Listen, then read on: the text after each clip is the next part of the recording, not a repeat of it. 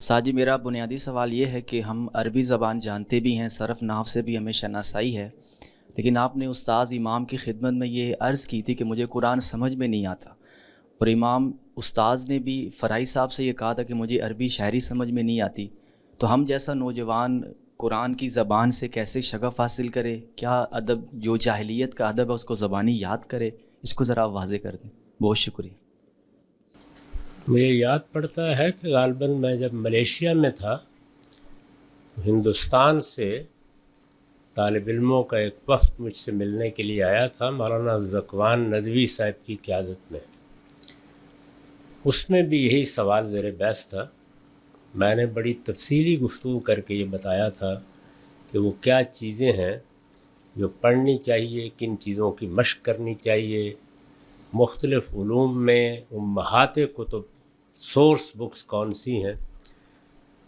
आपके पास कभी वक्त हो तो उसको भी ज़रा सुन लीजिए।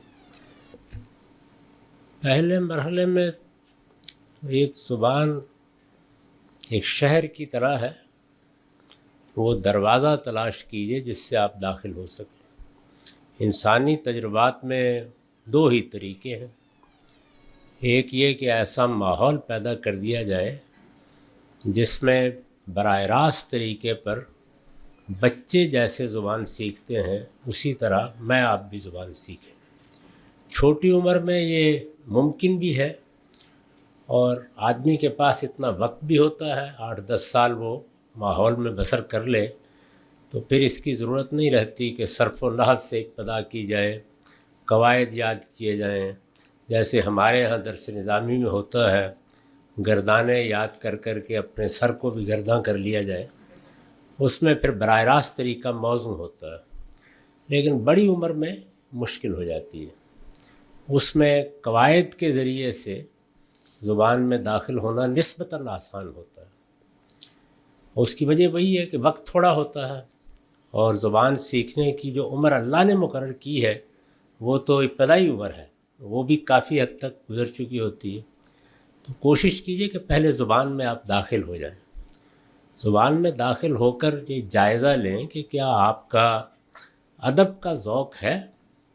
हर इंसान को अल्लाह ताला ने यकसा सलाहियतें, यकसा ज़ौक़, यकसा रुझानात देकर पैदा नहीं किया। अदब का ज़ौक़ आप शायरी पढ़ के भी अंदाज़ा कर सकते हैं, नावल पढ़ के भी अंदाज़ा कर सकते हैं, अच्छी नसर से क्या आप हज़ उठाते हैं।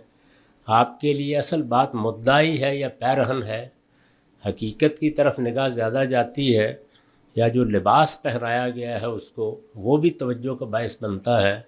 इससे जमालियात कैसी है, तो अपना जायज़ा लेना चाहिए।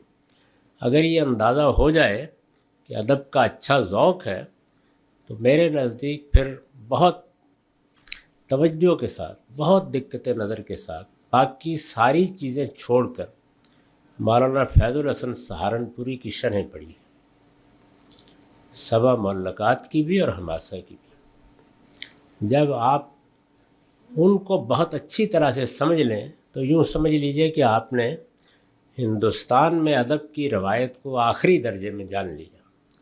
अब फिर उसके बाद किसी ज़ुबान के अदब का अपने ज़ौक़ के लिहाज से मुताला होता है।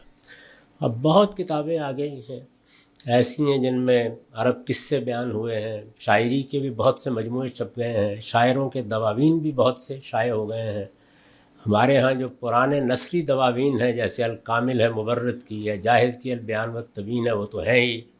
तो इस तरह की चीज़ों को कोई 2-3-4 साल अपने शब व रोज़ के मुताले का मौजू बनाइए, तो इंशाअल्लाह आहिस्ता आहिस्ता वो ज़ौक़ पैदा हो जाएगा। इसके साथ अल्लाह की किताब को पढ़ते रहिए, वो तो फिर ही किताब अज़ आसमाने दीगर।